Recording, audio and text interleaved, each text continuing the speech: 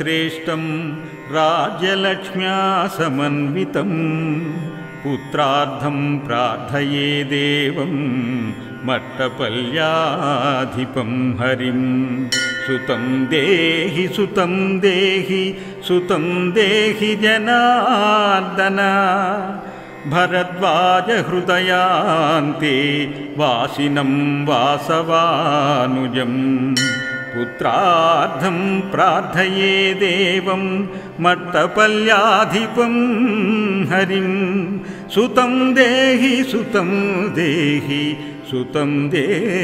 त्रिविक्रमा शुश्रूण्या पूजितं नित्यं सर्वकामदघं हरिं पुत्रार्थं प्रार्थये देवं मट्टपल्याधिपं हरिं सुतं देहि श्रियपते महायज्ञस्वरूपं तं गुहायां नित्यनाशिनं पुत्रार्थं प्रार्थये देवं मट्टपल्याधिपं हरिं सुतं देहि परात्परा कृष्णातीरविहार तं कृष्णां रक्षितवान् स्वयं पुत्रार्थं प्रार्थये देवं मट्टपल्याधिपं हरिं सुतं देहि खगध्वजा यममोहितक्षेत्रेऽस्मिन् नित्यवासप्रियं परं पुत्रार्थं प्रार्थये देवं मट्टपल्याधिपं हरिं सुतं देहि गदाधरा चक्राणि पूजितं सम्यक् चक्रिणं सर्वतोमुखं पुत्रार्थं प्रार्थये देवं मट्टपल्याधिपं हरिं सुतं देहि जगत्पते योगानन्दं नित्यानन्दं निगमागमसेवितं पुत्रार्थं प्रार्थये देवं मट्टपल्याधिपं हरिं सुतं देहि रमापते श्रीनृसिंहं हृदि ध्यात्वा मुकुर्नृहरिणा कृतं ये पठन्त्यष्टकं नित्यम् इष्टप्राप्तिर्भविष्यति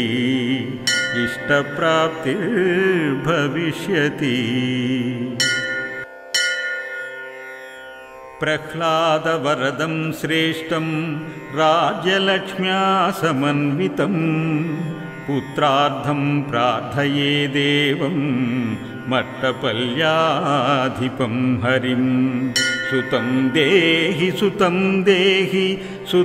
देहि जनार्दन भरद्वाज हृदयान्ते वासिनं वासवानुजं पुत्रार्थं प्रार्थये देवं मट्टपल्याधिपं हरिं सुतं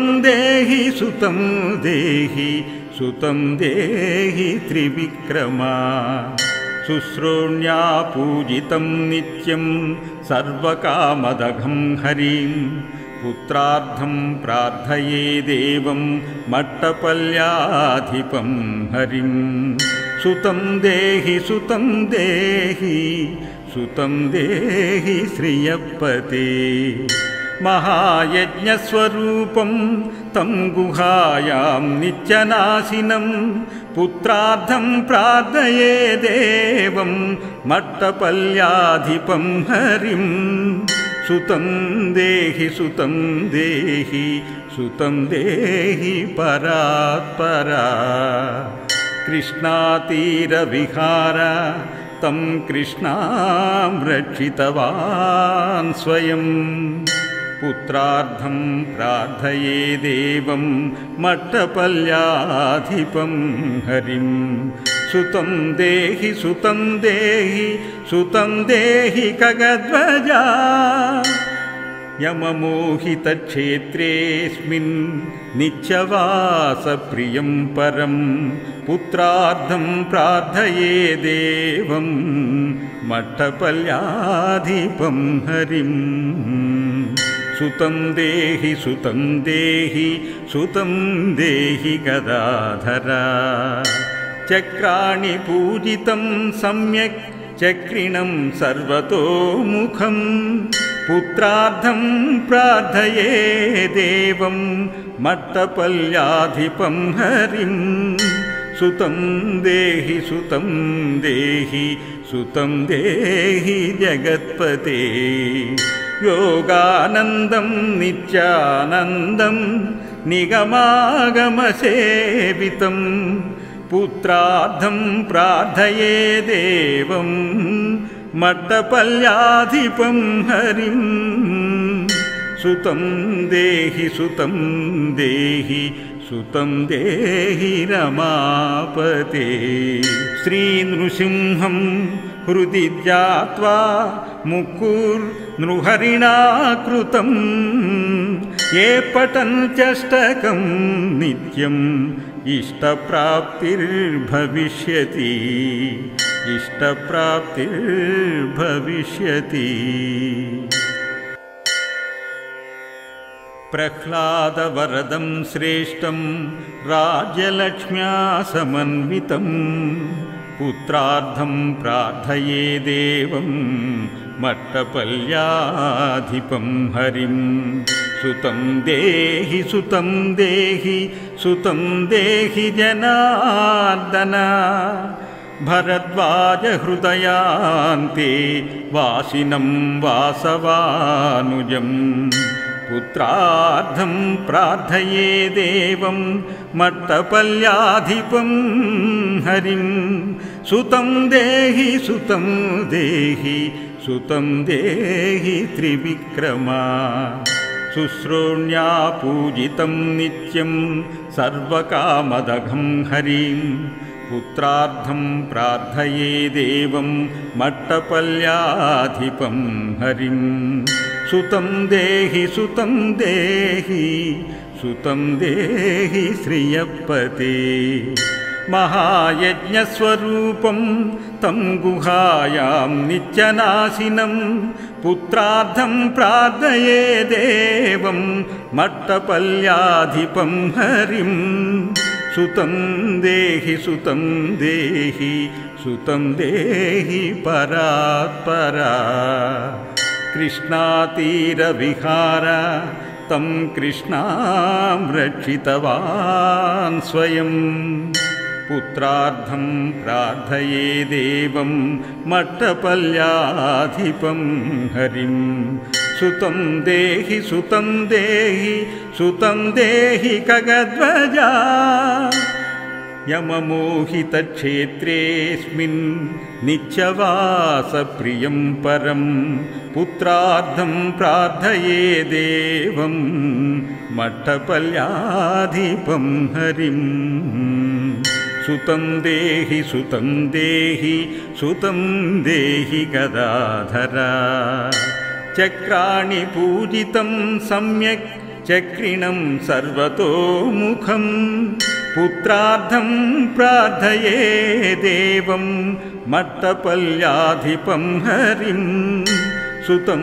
देहि सुतं देहि सुतं देहि जगत्पते योगानन्दं नित्यानन्दं निगमागमसेवितं पुत्रार्थं प्रार्थये देवं मट्टपल्याधिपं हरिं सुतं देहि सुतं देहि सुतं देहि रमापते श्रीनृसिंहं हृदि ध्यात्वा मुकुर्नृहरिणा कृतं ये पठन्त्यष्टकं नित्यम् इष्टप्राप्तिर्भविष्यति इष्टप्राप्तिर्भविष्यति। प्रह्लादवरदं श्रेष्ठं राज्यलक्ष्म्या समन्वितं पुत्रार्थं प्रार्थये देवं मट्टपल्याधिपं हरिं। सुतं देहि सुतं देहि सुतं देहि जनार्दन भरद्वाजहृदयान्ते वासिनं वासवानुजम्। पुत्रार्थं प्रार्थये देवं मट्टपल्याधिपं हरिं। सुतं देहि सुतं देहि सुतं देहि त्रिविक्रमा। शुश्रोण्या पूजितं नित्यं सर्वकामदघं हरिं। पुत्रार्थं प्रार्थये देवं मट्टपल्याधिपं हरिं। सुतं देहि सुतं देहि सुतं देहि श्रियपते। महायज्ञस्वरूपं तं गुहायां नित्यनाशिनं पुत्रार्थं प्रार्थये देवं मट्टपल्याधिपं हरिं। सुतं देहि सुतं देहि सुतं देहि परात्परा। कृष्णातीरविहार तं कृष्णां रक्षितवान् स्वयं। पुत्रार्थं प्रार्थये देवं मट्टपल्याधिपं हरिं। सुतं देहि सुतं देहि सुतं देहि खगध्वजा। यममोहितक्षेत्रेऽस्मिन् नित्यवासप्रियं परं पुत्रार्थं प्रार्थये देवं मट्टपल्याधिपं हरिं। सुतं देहि सुतं देहि सुतं देहि गदाधरा। चक्राणि पूजितं सम्यक् चक्रिणं सर्वतोमुखं पुत्रार्थं प्रार्थये देवं मट्टपल्याधिपं हरिं। सुतं देहि सुतं देहि सुतं देहि जगत्पते। योगानन्दं नित्यानन्दं निगमागमसेवितं पुत्रार्थं प्रार्थये देवं मट्टपल्याधिपं हरिं। सुतं देहि सुतं देहि सुतं देहि रमापते।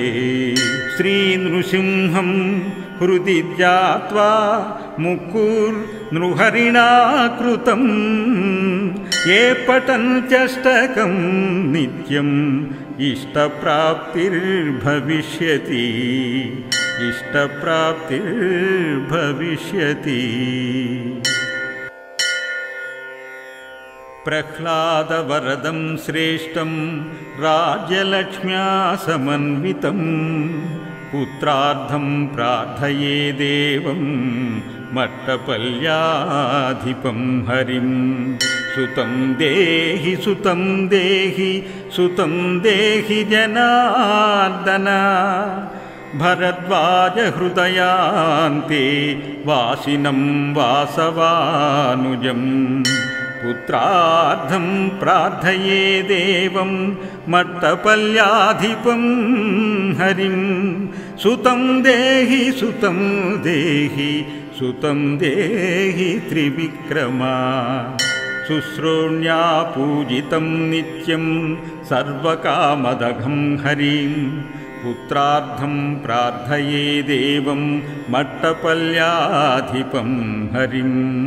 सुतं देहि सुतं देहि सुतं देहि श्रियपते। महायज्ञस्वरूपं तं गुहायां नित्यनाशिनं पुत्रार्थं प्रार्थये देवं मट्टपल्याधिपं हरिं। सुतं देहि सुतं देहि सुतं देहि परात्परा। कृष्णातीरविहार तं कृष्णां रक्षितवान् स्वयं पुत्रार्थं प्रार्थये देवं मट्टपल्याधिपं हरिं सुतं देहि सुतं देहि सुतं देहि खगध्वजा यममोहितक्षेत्रेऽस्मिन् नित्यवासप्रियं परं पुत्रार्थं प्रार्थये देवं मट्टपल्याधिपं हरिं सुतं देहि सुतं देहि सुतं देहि गदाधरा चक्राणि पूजितं सम्यक् चक्रिणं सर्वतोमुखं पुत्रार्थं प्रार्थये देवं मट्टपल्याधिपं हरिं सुतं देहि सुतं देहि सुतं देहि जगत्पते योगानन्दं नित्यानन्दं निगमागमसेवितं पुत्रार्थं प्रार्थये देवं मट्टपल्याधिपं हरिं सुतं देहि सुतं देहि सुतं देहि रमापते श्रीनृसिंहं हृदि ध्यात्वा मुकुर्नृहरिणा कृतं ये पठन्त्यष्टकं नित्यम् इष्टप्राप्तिर्भविष्यति इष्टप्राप्तिर्भविष्यति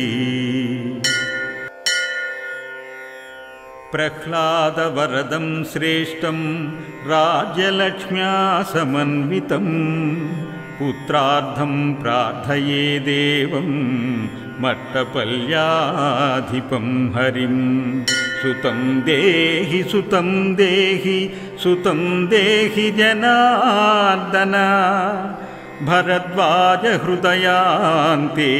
वासिनं वासवानुजम् पुत्रार्थं प्रार्थये देवं मट्टपल्याधिपं हरिं सुतं देहि सुतं देहि सुतं देहि त्रिविक्रमा शुश्रोण्या पूजितं नित्यं सर्वकामदघं हरिं पुत्रार्थं प्रार्थये देवं मट्टपल्याधिपं हरिं सुतं देहि सुतं देहि सुतं देहि श्रियपते महायज्ञस्वरूपं तं गुहायां नित्यनाशिनं पुत्रार्थं प्रार्थये देवं मट्टपल्याधिपं हरिं सुतं देहि सुतं देहि सुतं देहि परात्परा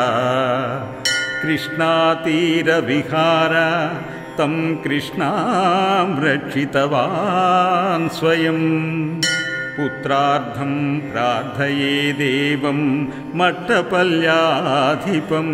हरिं सुतं देहि सुतं देहि सुतं देहि खगध्वजा यममोहितक्षेत्रेऽस्मिन् नित्यवासप्रियं परं पुत्रार्थं प्रार्थये देवं मट्टपल्याधिपं हरिं सुतं देहि सुतं देहि सुतं देहि गदाधरा चक्राणि पूजितं सम्यक् चक्रिणं सर्वतोमुखं पुत्रार्थं प्रार्थये देवं मट्टपल्याधिपं हरिं सुतं देहि सुतं देहि सुतं देहि जगत्पते योगानन्दं नित्यानन्दं निगमागमसेवितं